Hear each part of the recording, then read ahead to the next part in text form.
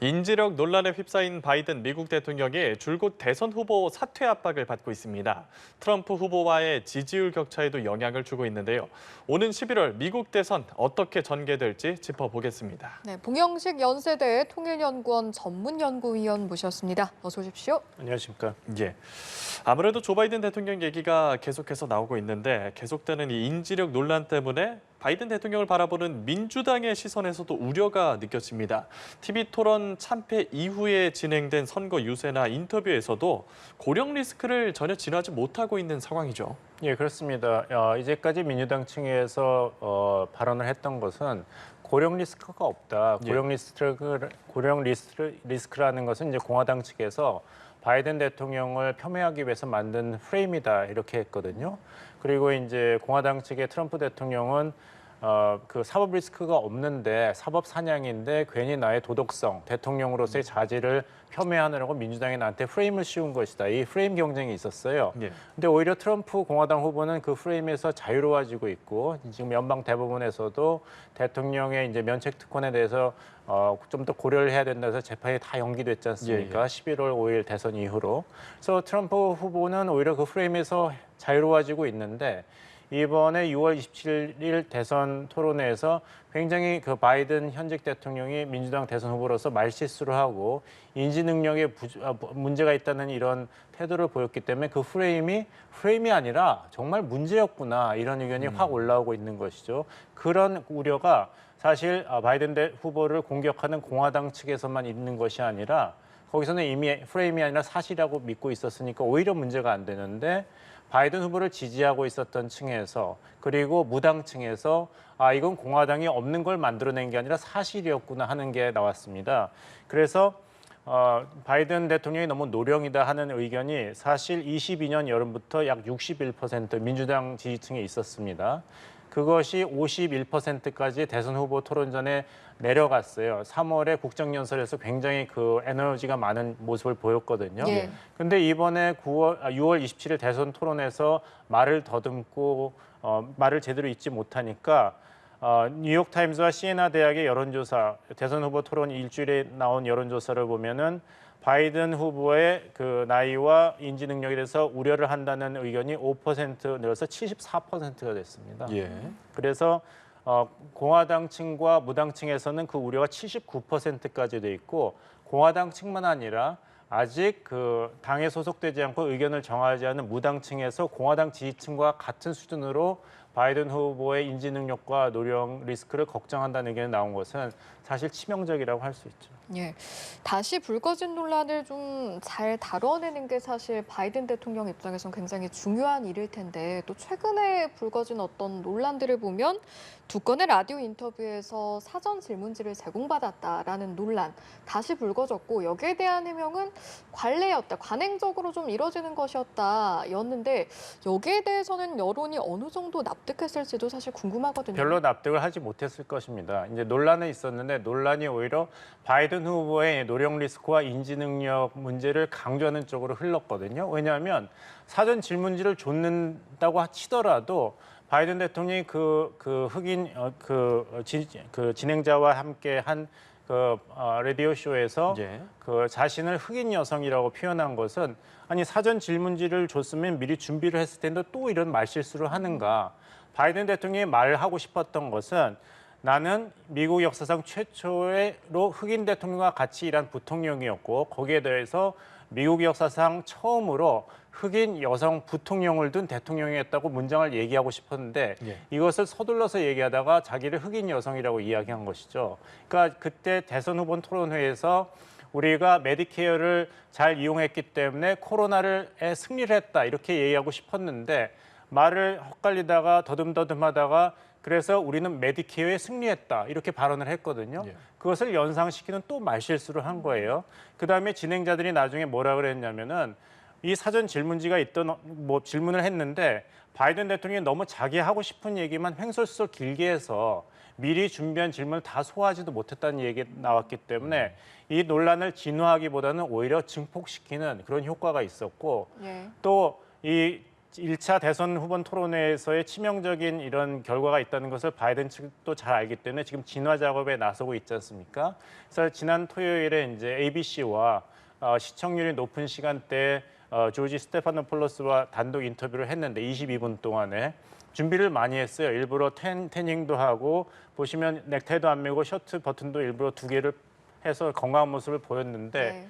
거기서 시청자들의 주된 의견은 뭐냐면은 건강에 문제가 있는 것 같다. 왜냐하면 목소리가 계속 쉬어 있고 약하기 때문에 이 노령 리스크가 지난 토론회에서 본 것처럼 심각하고난 것이 오히려 확증되는 그런 효과가 있었습니다. 예, 태닝과 패션으로 감춰지지가 않았다는 거네요. 예. 그렇죠. 노력을 했는데도 이렇다면 어떻게 하는가? 그러니까 1차 대선 토론을 내가 망쳤다 인정을 했어요.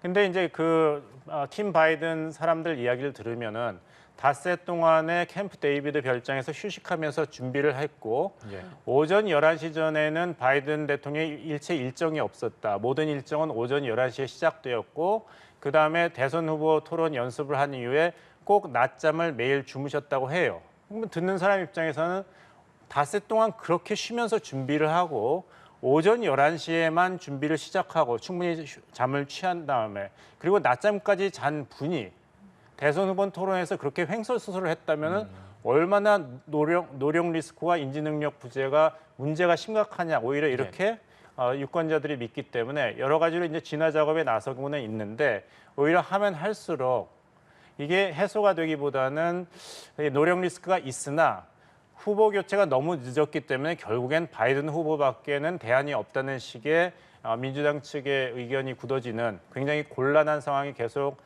당내에서 이어지고 있는 것 같습니다. 예. 급기야 바이든 대통령의 후보 사퇴를 촉구하는 5번째 현역 의원이 나왔는데 미네소타주의 경합선거구를 지역구로 둔 크레이그 하원 의원이라는 점이 주목을 받고 있거든요. 덩달아서 고액 후원자들도 눈에 띄게 이탈을 하고 있다고요? 예, 그렇습니다. 근데 이제 고액 후원자들의 이탈은 굉장히 심각한 문제인 것이 트럼프 후보가 제일 불리했던 것은 뭐냐면 여러 가지 사법 리스크가 장기화됐기 때문에 네. 그 선거 자금 모금에서 현직 대통령인 조 바이든 민주당 대선 후보에 비해서 현격하게 뒤져 있었습니다. 그런데 오히려 트럼프 후보 쪽에서는 계속 후원금이 증가되는 추세를 보였고 조 바이든 민주당 진영에서는 후원금이 정체 현상을 보였기 때문에 지난 6월 27일 1차 대선 후보 토론 전에는 양쪽 간의 후원금이 비슷한 수준이라는 뉴욕타임즈 보도가 나올 정도였어요.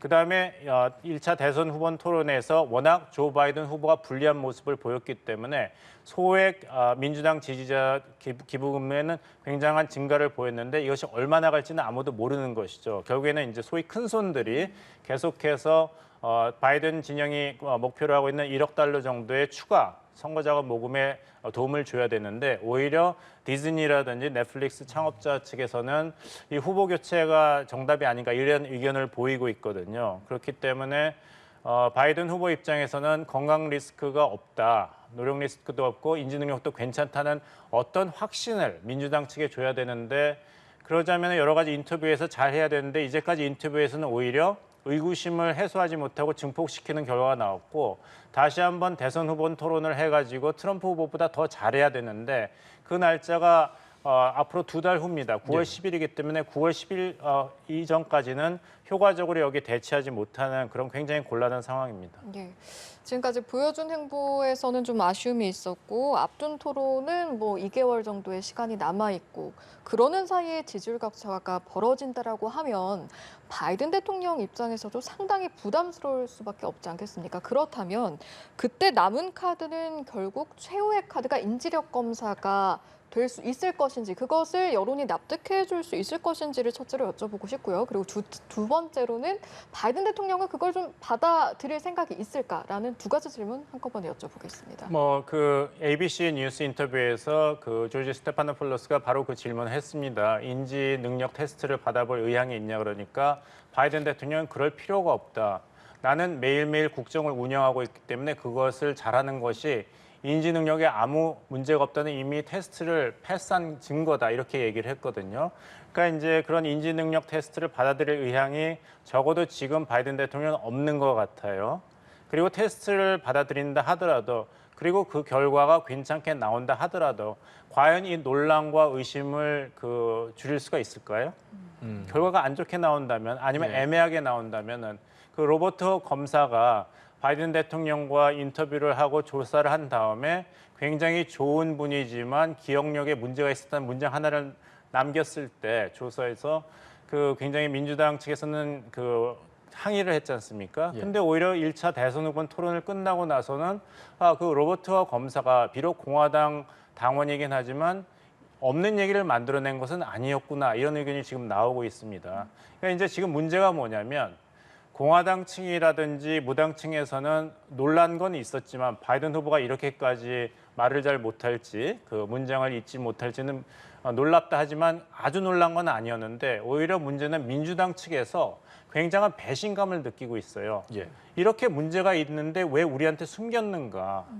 왜 23년 6월에 나는 다시 재선에 나오겠다고 발표를 했는가? 왜냐하면은 2020년 대선 출마를 하면서 바이든 대통령이 얘기했던 건 뭐냐면 우리는 트럼프 재집권을 막아야 된다. 민주주의를 살려야 된다. 그래서 나는 과거와 미래를 연결하는 다리가 되겠다 그랬어요. 그래서 대통령이 당선되더라도 임기를 한 번만 하겠다는 뜻을 비췄거든요. 그것이 이제 민주당 지지층뿐만 아니라 트럼프 일기에 여러 가지 불만이 있었던 중도층의 유권자들도 그러면 바이든에게 기회를 주자 해서 2020년에 트럼프 현직 대통령에게 극적으로 승리한 것이었죠.